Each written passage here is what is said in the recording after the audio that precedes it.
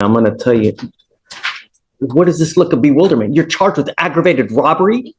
You're charged with retaliation, and now you pick up 2 other cases. This is the turning point. What started as a pizza robbery ended in death. The law often asks, was this self-defense or excessive force?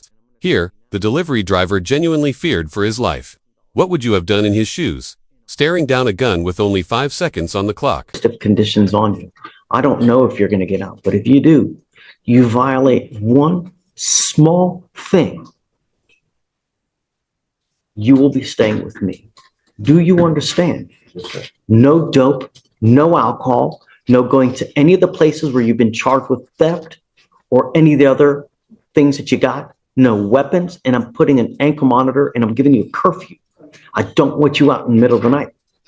Your curfew is from 9 p.m. to 6 a.m. Do you understand? Your bonds now are set at around what, 70? Who's representing?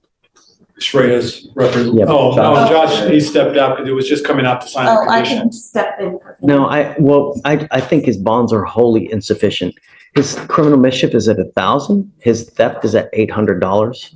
That's just, and he's charged with aggravated robbery and a retaliation. I don't think so.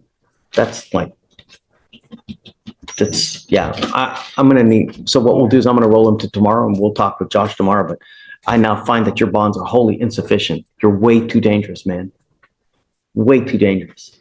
You need to wait on the bond conditions then? No, let's have it signed just in case he makes bond now. That way we have it in place. But I'll readdress the bond tomorrow. Perception is reality. So you're wanted out of Kern, California for willful cruelty to a child.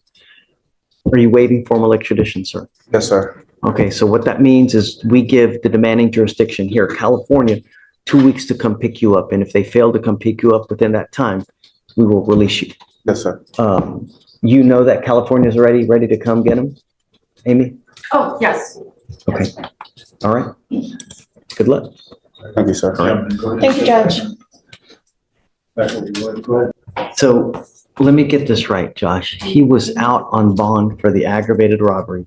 He was out on bond on the other case on the retaliation, and then he picked up these 2 new cases, right? Is that right? Let me check that.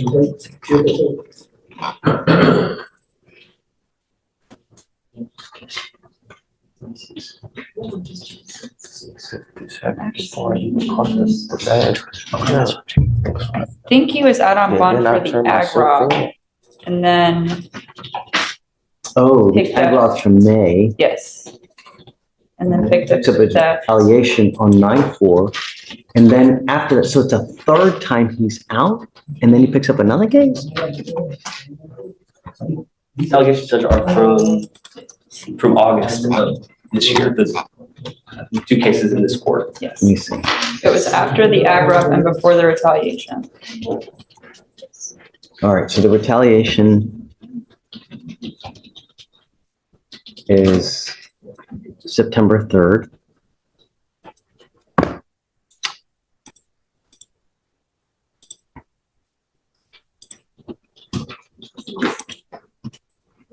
Mischief is August 28th.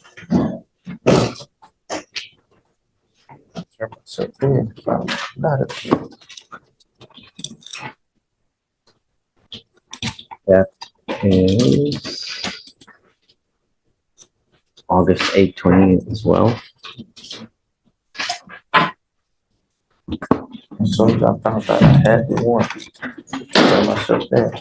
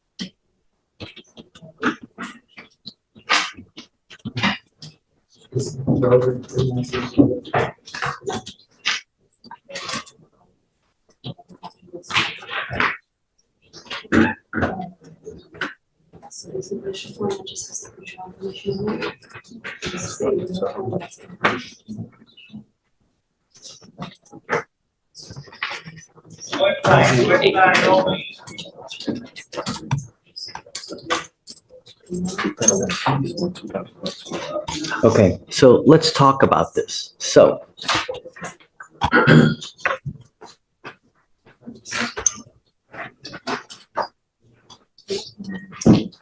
officers get a call that a robbery has occurred.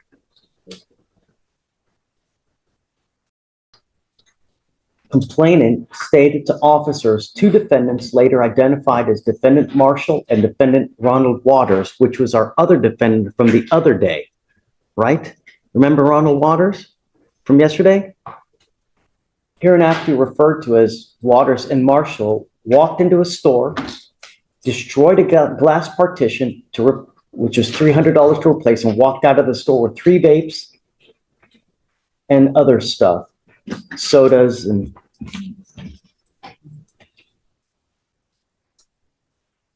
complainant stated both defendants walked in at the same time. Waters came up to the counter stating he wanted to purchase a t-shirt located behind the counter. While that was happening, Marshall attempted to come behind the counter, but the complainant was able to stop him. He reported that Marshall then came around to the front of the counter where Waters was, that he was distracted by Waters, who purchased a t-shirt, opened the packaged shirt, and seconds later wanted a refund, which he gave him the refund. Complainant reported that as that was happening, Marshall used his hands to mess with the glass partition, heard the glass breaking, grabbed 3 vape pens, other things, and ran out the store. Notice the setup. Here, this isn't some huge $1 million heist. It's over vape pens and sodas. But when you break glass, distract clerks, and act in tandem, it upgrades to robbery charges fast. Do you think crimes this small should still carry heavy penalties, or should courts treat them differently?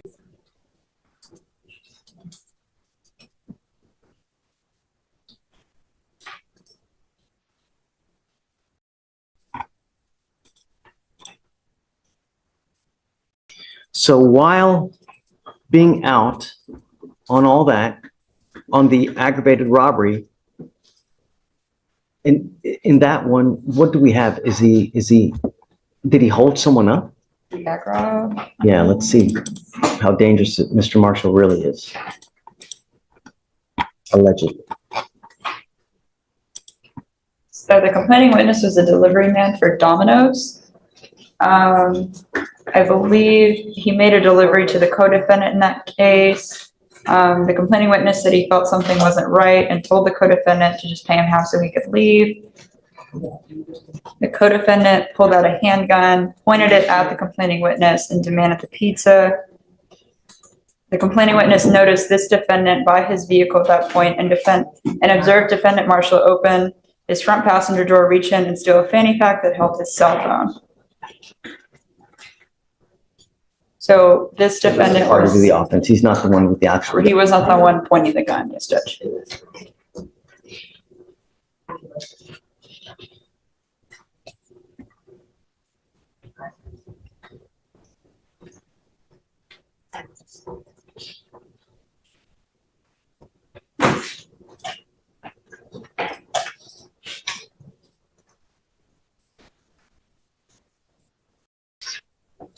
The complainant began to feel that something was not right and offered to accept half the amount due for the pizza just so that he could leave the location.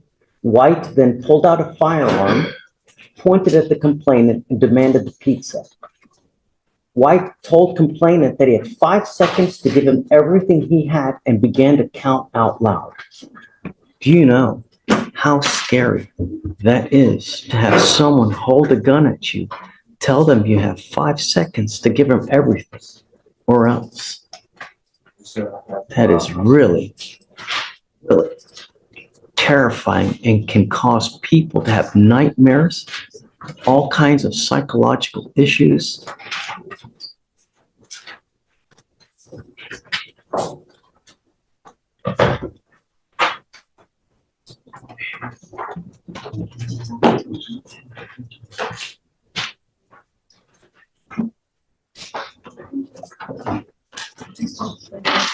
God. When defendant White reached his 5-second countdown, the complainant stated that he saw defendant White attempting to pull the trigger and could hear a clicking sound. It was at that moment the complainant was fearing for his life.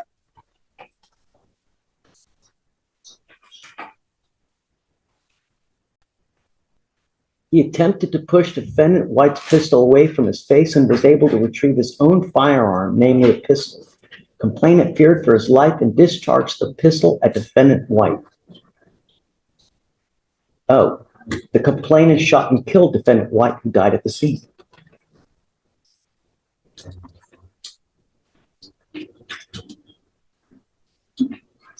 Complainant stated the defendant Marshall ran off with his property and the complainant drove to a safe location before calling the... Hold on, did you catch that? This defendant is already out on bond for serious charges like aggravated robbery and retaliation, and now he's stacking up even more cases. Judges hate this pattern. It screams public safety risk. Would you let someone like this walk free again? And that person is now gone. For a pizza, his life is now gone. How well did you know this person? How well did you, was he a good friend of yours? Someone I knew was in the apartments.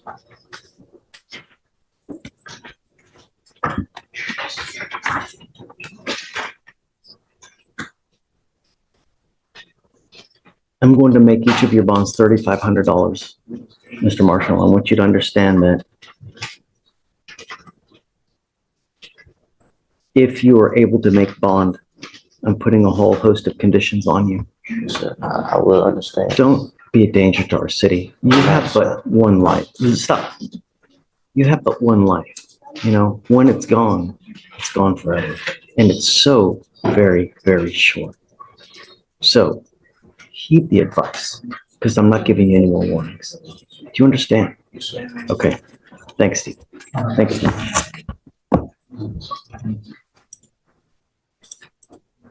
Good morning, Mr. Jones. Good morning. Mr. Jones, you were wanted out of the state of wherever.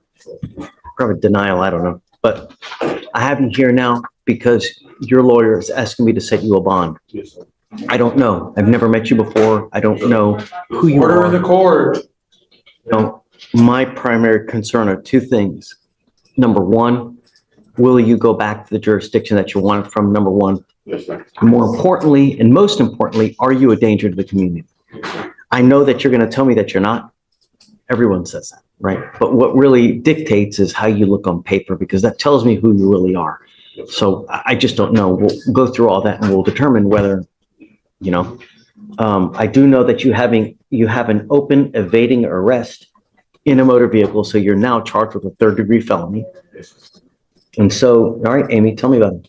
Yeah, he's wanted from St. Lucie County in Florida. Florida. Oh, Yeah.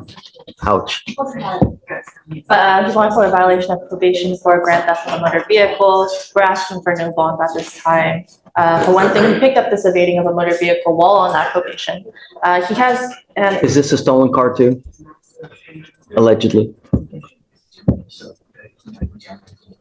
I don't think he was charged with that, Judge, so I would say, Yeah, I mean, a prohibited vehicle on the toll.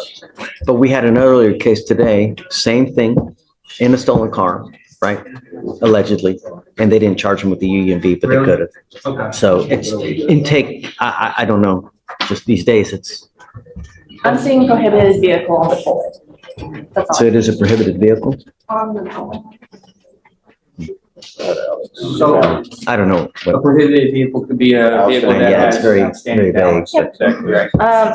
Or no tags or. What other kind of criminal history he got? Yeah, he has, an obscene number of fraud and forgery charges out of Florida and Georgia.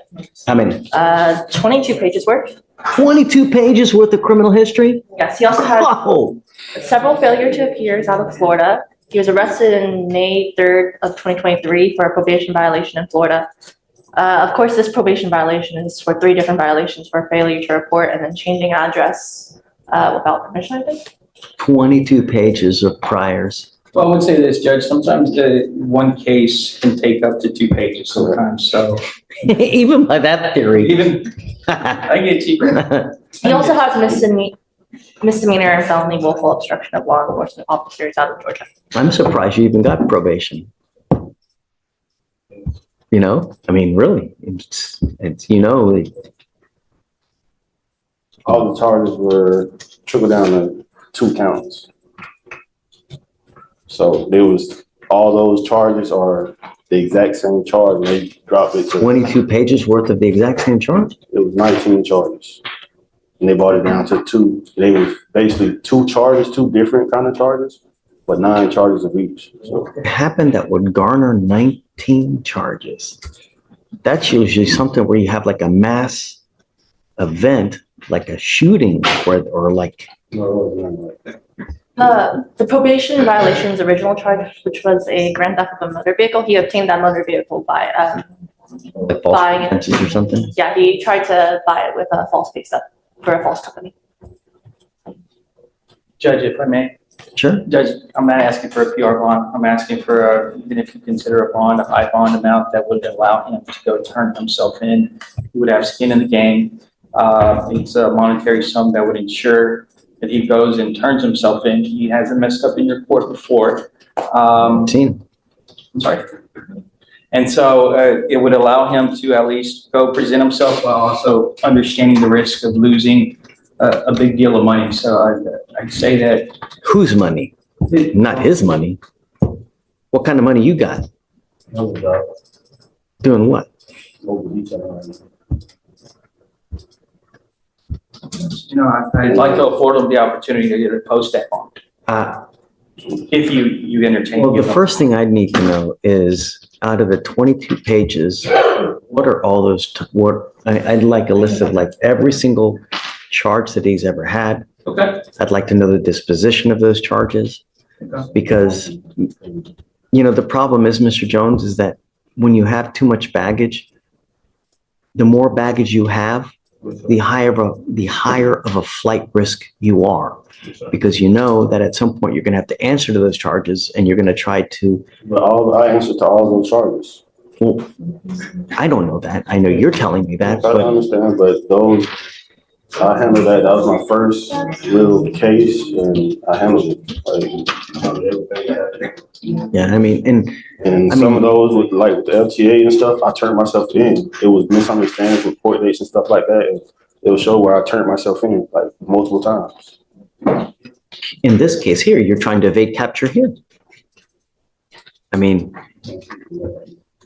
so I don't know. You know, I'd need to know a lot more about you before I were to grant you a bond, you know? Like the current case, I can't speak on that right now. But Don't, right, don't. all the other cases, I turned myself in and I handled what I needed to handle. You know, has he ever had a prior fugitive case before? Out of where? So Ricardo, if you want, we can do a deeper dive, or you guys can do a deeper dive and let me know more about him. Here's the thing, Judge, I don't think it's, here's how this it would work. I don't have access to the 22 pages. I would love to give you the report by tomorrow. I could do that. So I what just we can don't do have is those. we can ask Amy to print you out the NCIC report. Can you provide him with a copy? I'd have to ask Dave, if that's all right with you, Judge. There, at least at the minimum, I know that they'll let you look at the report. So you can Right. look at it and write it down. I don't know if they'll give you a copy of it, but at least you can look at it, and we can try to work through to see all the charges of what they are, Right. try to find out what the disposition, but, I can also go through it and. right. Okay. But with 22 pages of prior criminal history, I'm going to tell you now, it's a really uphill battle to get you a bond. And if I do give you a bond, it's going to be a hell of a high amount now. In the high five digits, perhaps 6 digits, because no, I want to make sure that you turn yourself in. And the problem is that I know that there's a hurricane out there hitting Florida. So it's a perfect time for you to give me this kind of excuse there. I couldn't make it there. I couldn't make it here because of this and that. And when here,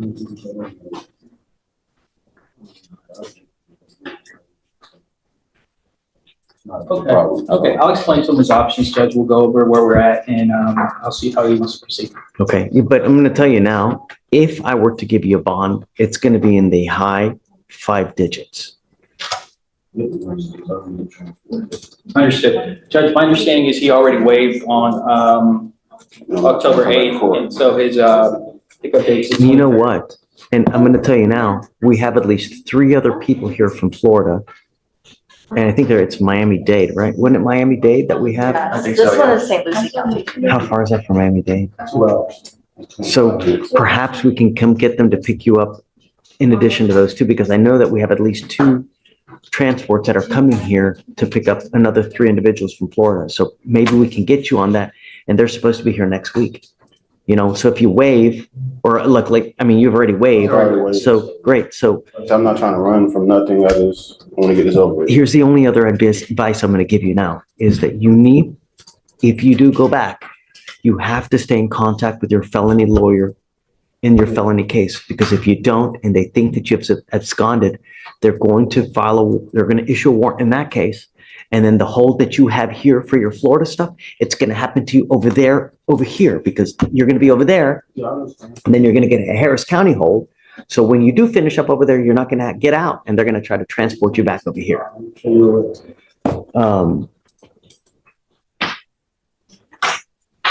That is Eileen Bogart is your lawyer over there. So just stay in touch with her to let her know what's going on, and that way they don't overlook you. Okay? Thank you, Judge. Of course. That's all my client. Thanks. Can you let Day know that perhaps we can get them on the train transport